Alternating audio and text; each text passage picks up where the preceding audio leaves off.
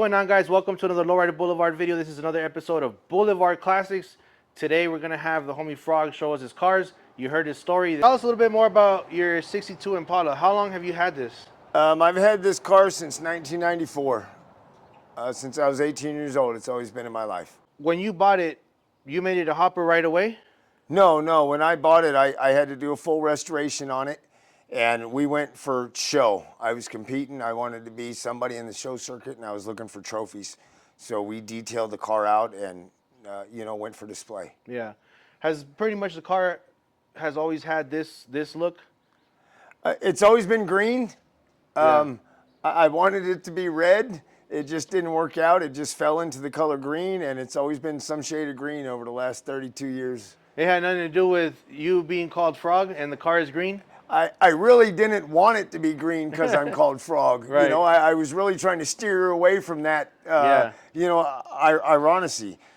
ironically. But no, it's the green Frog. It's been that way forever. Even though it's maybe been some kind of green, but what kind of things have you changed to it? Like maybe like the top or the hydraulics? Has it always been the same, or you've been kind of updating things as you go? It changes every year. You know, I think the only thing left to it is the sheet metal. I've changed everything up and down on this. I just can't stop. I keep recoloring the same car, different interiors, different hydraulic setups, different suspensions. And it's just my car. I love this car. I could do another one, but it's not this one. I love this one. How many times would you say you've redone this car? This is actually the 5th interior. Yeah. We've gone through the whole colors, black, white, silver, peanut butter, and now green. Yeah. Depending on the shade of green. It's the 2nd pattern roof I've had on it, 3rd pattern roof I've had on it. It's been painted countless times. I can't tell you how many times I've painted it. It's probably been 5 different colors too. So the only thing that's left from original is the sheet metal. I keep changing everything. Who did the pattern top on it? Pattern top came from the painter Tattoo Face out in Arizona. Oh, okay. Yep. Okay. And what kind of setup do you have in it right now? Right now it's got a 4-pump, 20 battery setup. It's built for hopping competition. How many inches is it doing? I'm a street hopper. The rulers really aren't my thing. Right. If I ever get to a show and hop on a stick, I usually pull out before I hear the numbers. So I don't know what it's doing, but I know I'm happy with it wherever it's at. And win, lose, or tie, I'm coming to compete.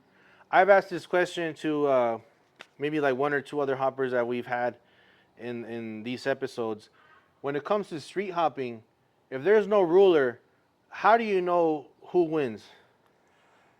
It's really crowd reaction. Yeah. You're going to get a bigger cheer, when your car's higher. And that's all geographic too. If you go to another city, they're going to cheer for the hometown guy louder. Just because your car's higher in the street doesn't mean you always win the hop according to the popular opinions. Right. And you really can't go out there looking for pats on the back with this. This is something you have to do for yourself. You have to go out there and hop your car and be happy that your car performed and it stayed together long enough to drive home. And that's it. Whether you win or lose, you're out there competing, and you should be happy with that. Right. I'm not a hopper myself, so that's why I always ask that question. You always see that when you're out in the hops, like, oh, I got you. No, I got you. So I'm thinking, okay, like, who won? You know what I'm saying? But I think that's just probably like part of it, right? And then you just come back and do it again. To me, in my opinion, that's just another reason for guys to argue about something. I don't argue about nothing. If I'm hopping somebody and they think they won, then I'll let them think they won. That's just it. If they need to win, whether they're beating me in inches or not, if they feel like they need to win, go ahead. I don't need to win everything in life. I'm just happy to be here. Right. For you personally, what are you happy with like when it came to doing like 4 pumps, 20 batteries? What do you want to see your car do, like performance-wise? You want to see it like hitting back bumper like X amount of times, or what do you look for your car to perform? Really, when it comes to car performance, I want it to perform like a car. I want it to start and drive and take me to point A and point B without any hesitation. And past that, when it comes to performance on the hydraulics, I just want that thing to be able to hit back if somebody pulls up on me. Right. you're not going to win everything. There's hoppers out there that own this hop game, and you're never going to beat them no matter what you do. So trying to be number one or be the best hopper, you're probably not going to ever in this lifetime. Just be happy with where you're at. Right. You know? So this is a car that you actually drive. You could Yeah. drive this car, even though it's a hopper. You can drive it around. That's where I stopped. I pushed the car to the limits that I could find, and as high as it hops is as high as I can get it to hop and keep it drivable. If Right. I do any more inches, it'll be on the trailer just going hop to hop, and to me, that's just not a lowrider. If it don't drive, Right. it's not a lowrider. So when it comes to the building, what kind of builders have had their hands on this? Like who did the interior, the hydraulics? I don't know if you have your engine done. I know you said your roof, the paint, someone out of Arizona did it. Like who else would you give credit to for helping you out with this build? Well, I had Danny Tinker at Devious Customs paint the car and, fix the damage that I've caused to it the last few years. And he's done a spectacular job with that. I mean, that's one of the most talented painters in the whole city, if not, the whole world. That man's got a gift. Here in Vegas. Yeah, he's here in Vegas. The guy Tattoo Face did the patterns out of Arizona. And, if you know anything about that guy, he's one of the most talented pattern painters I've ever seen. He's got a true gift for what he does. The interior was through a guy that Danny Tinker actually set me up with that does work for his shop. He did an excellent job this time. Here in town as well? Yeah, here in town as well. Everything else, I've tried to do myself, all the engine work and the hydraulics. A lot of help from Albert over at 9 to 5 Auto. That guy's my biggest supporter. Without him, I couldn't be on the streets. And I had the man come and bless my trunk a few months ago. Chow came and opened up my trunk and figured out some things that I could improve in the trunk. And again, another very blessed individual.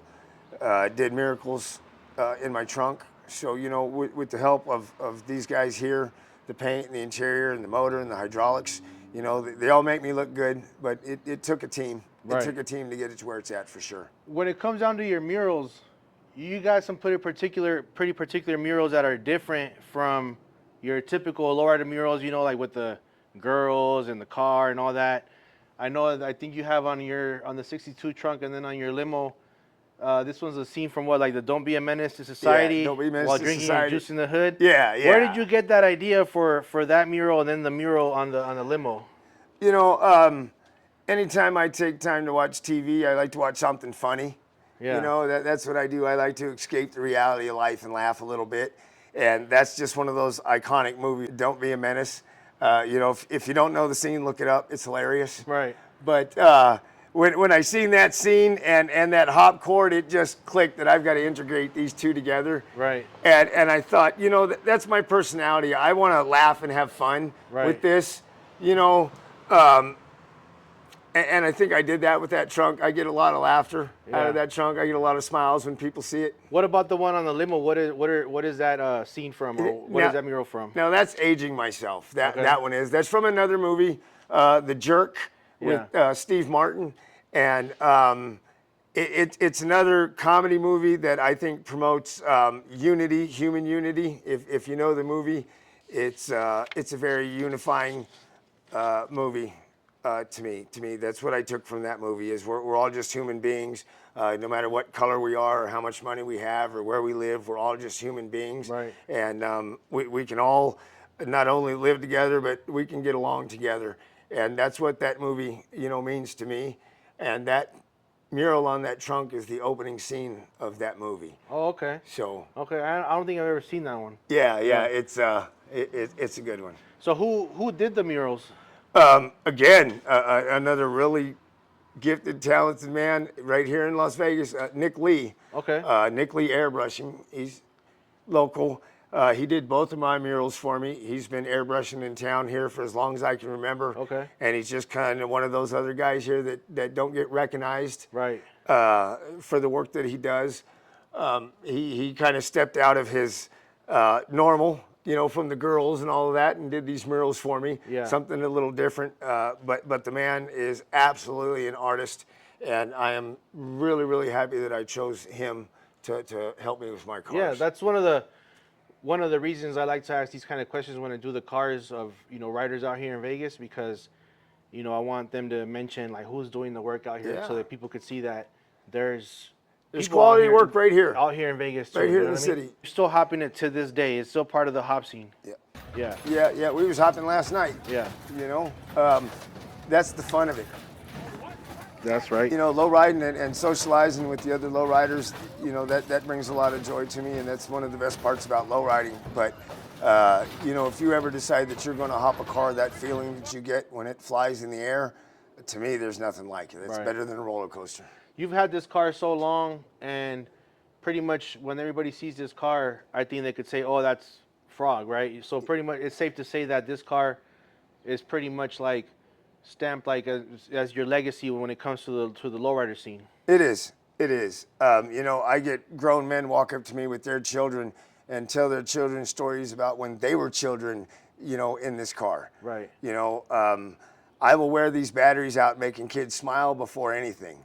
Right. You know, for me, it's really about the kids and the joy. You know, my kids, my grandkids, you know, your kids when they watch it. It's all about these kids. Yeah. And when it came down to the limo, where did that idea come from, or how did that come about to build the lowrider limo? Because it's cut, it has hydraulics. Oh yeah, Yeah. yeah.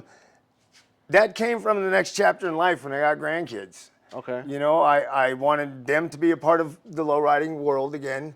I wanted to introduce them as young as I could, and I didn't feel that the 62 was a good vehicle for car seats. You know, with this thing hopping and everything, I didn't want to put a safety seat as I'm beating it up with the hopping part. So I was out looking for something in the luxury class, lowriders, Right. to put car seats in and just introduce my grandsons to lowriding. And I stumbled across this great buy of a limo, you know, in great condition. And I thought, well, let's buy a limo. Right. And that's what it is. It's the grandkid mover Right. for me. Yeah, That's right. I bought it just to haul the grandkids around and get them used to being around lowriders and learning what the lifestyle is about themselves now. That's cool. And when it comes to the limo, do you have any more plans on this one? Like, what are you going to do to it? Or are you planning on keeping it as long as something like you've had the 62 as long as that? Oh, no. You know, the 62, I'm going to heir to my grandson. He's my first grandson's really into this car. So this one's going to stick around for him. You know, everything else, it just depends on the day and how I feel when I wake up. Right. You know? And when the limo, I mean, are you pretty much done with it? I know you had, Yeah. you know, you put rims, the hydraulics, and then the mural on the trunk. It's clean inside and out. You know, the interior's immaculate. You know, the engine bay is immaculate. It does what I want to do, and it doesn't cause me a lot of extra work. Right. So instead of crawling underneath it and wiping off a chrome undercarriage, I get to spend that time teaching my grandsons how to ride bicycles. Right, You know, I that's manage my time better in my old age Yeah. now. Which one of the two gets the most attention from people like when they see it, the 62 or the limo? You know, it's a good question. It's been really hard trying to decide which one. The limo's so unique. Yeah. That everybody wants to talk about it. But the 62 is so flamboyant that it sparkles everywhere I take it. Right. So I definitely like the attention I get from the 62 more just because I've built this car. You know, Right. I've got photos from 25 years ago when I welded this frame up in a single car garage in North Las Vegas. Right. You know, the limo, it's something Albert helped me out with, put hydraulics on it, and we bolted some rims on it, and you know, the grandkids have fun in it. It's ready to go. It's ready to go, Yeah. but it's not something that I take a lot of pride in because I built it. Because Right. it's, to me, bare minimum. It's got rims and juice. Right, It's right. bare minimum. That's right. When it comes to building a car, what kind of advice would you give someone? I would say start with the frame. I mean, the frame is the foundation of the whole car. Without a strong frame, you're going to cause problems throughout your suspension and your body. And you, with hydraulics, you're going to ruin any car unless you have a good frame on it. So Right. anybody that's getting into this from the beginning, I'd say, you know, take your time and start with reinforcing the frame to the level of low riding you want to do. But definitely start with that frame and Right. work your way out from there. I know you mentioned like who helped you build with it and stuff, like build them the 62, who did the work on the limo. Is there anybody else that you'd want to give a shout out to or give credit to when it comes to these cars? Oh, I tell you what, just about everybody I know. We'd have to have a whole nother episode for me to list off the names. You know, for something this caliber and this long a time, the list of people that have pitched in and helped me when I've asked for the help, it just goes on and on. And I just want to thank each and every one of them. But like I said, over 32 years now, there's a list of friends and family that I'll do anything for, that have proved they'll do anything for me. That's right. Thank you, Frogman. Thanks for showing us your cars. Appreciate you. Thank you, brother. All right. Thank you. All right, guys. Thanks for watching another Lowrider Boulevard video. This was another episode of Blvd Classics with Frog and a 62 Impala and the limo. Make sure you guys like, subscribe, drop me a comment. Let me know what you guys think. Especially subscribe is totally free. Also, if you guys want to support, please go to thelowriderblvd.com, thelowriderblvd.com. You can pick up one of these shirts. Thanks for watching. See you guys next time.